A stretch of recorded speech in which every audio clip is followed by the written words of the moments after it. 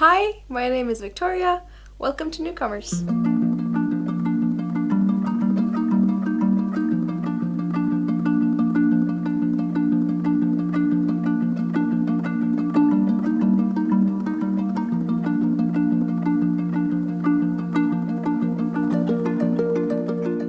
Victoria is a very enthusiastic person and is one of the people behind the project Newcomers. What we do at Newcomers is that it is mainly a social gathering spot for other LGBTQ people who are migrants or who are seeking asylum for different reasons.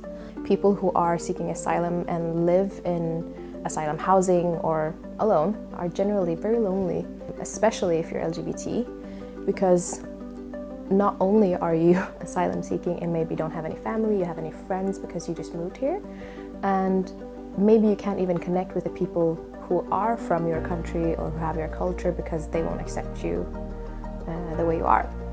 This is like the new family we have, and I feel like that is something that we bring within Newcomers to make it possible for other people to find each other and create a new family and hang out. The people who attend the meetings come from all around the world, both from inside and outside of Europe. I asked Victoria if they could share some examples of what these people might have gone through in their home countries.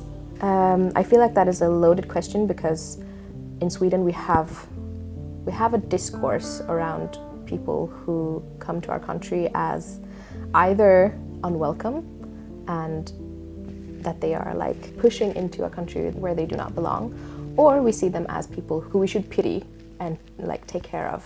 And I feel like none of them are correct. So it's really important when we talk about examples that we remember that nuances are always to all stories.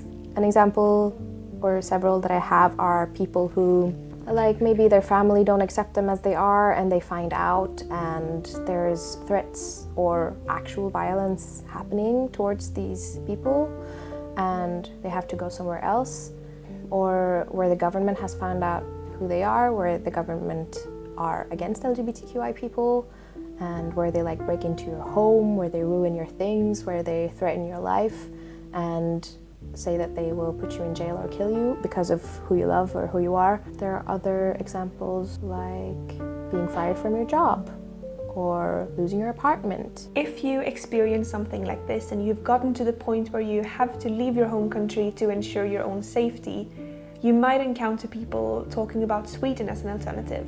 There's this myth, and I feel like I've heard a lot of our newcomers talk about this, that they hear things in other countries about how Sweden is some kind of utopia where when you come here you will be accepted as you are, you won't be persecuted for who you love and how you look or how you perceive yourself or how others perceive you. And I feel like there's a dramatic like reality check when you get here where government official obviously won't kill you or hurt you, I hope, for who you are. But there's still like stigma and there is like a language that is used that is not welcoming. There might be other people who know you or know your family, and when you come here and you think you're safe, but there's still people who have contact with other people from your home country. So like the threat is still present, and when authorities don't take you seriously, that is also an issue. Another thing that you will encounter when you get here as an asylum seeker is the authorities. There are stories about people who are, for example, bisexual. And when they talk about this, the people from the government will ask you, well, why aren't you choosing to be straight? That way you would pass and it will be fine. And they like completely disregard and ignore what bisexual even means and what being LGBTQ is. It's like you can't choose and you shouldn't have to pretend to be anything. Ever. During like the interviews that they have when they're trying to figure out if you're lying or not, which is like an absurd thing in itself that you're trying to make someone prove their sexual orientation or gender identity when the only person who knows that is you, is the person who is in this body, you know? So I've heard stories of people being like, okay, so you're a lesbian. Tell me about how you have sex with a woman.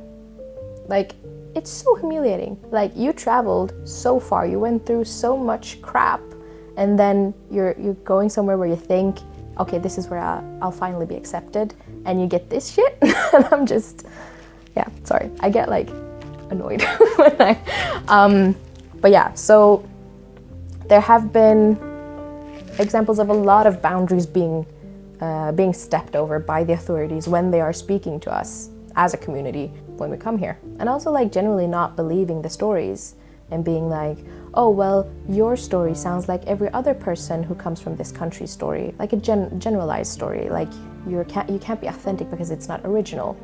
And then we'll be like, okay, well, a lot of us have been through same things because we have been in the same countries, or we have the same sexual orientation or whatever. Like, it's not that strange. But also when a person comes with maybe an original story, they'll be like, okay, so you made this up because it's a bit too different from everyone else. You don't sound like all the other gays. Like, you can't win. But of course, not every story is altogether sad and difficult. Other examples of people who come to Sweden are also happy, obviously. Like meeting us, or like being in this group and having the opportunity to speak like openly about who you are and who you love. I've had like wonderful experiences with people from like my own country where we have been able to speak to each other about who we are in our own language, which is really important, because I don't know, it's something like really personal, and something happens when you speak with someone in your own tongue about who you are and who you love. So I've had people who are like, I've never said that I'm gay in like my own tongue with someone who is from my country because I've never trusted anyone and I've been scared where I was. But here, you know, I'm free, or I'm accepted, and I feel like that is a wonderful part of it. It is important that we find others like us, to see that we are human and that we are deserving of love and respect, and a space where you can like express yourself and feel free to be whoever you are without being judged or treated differently.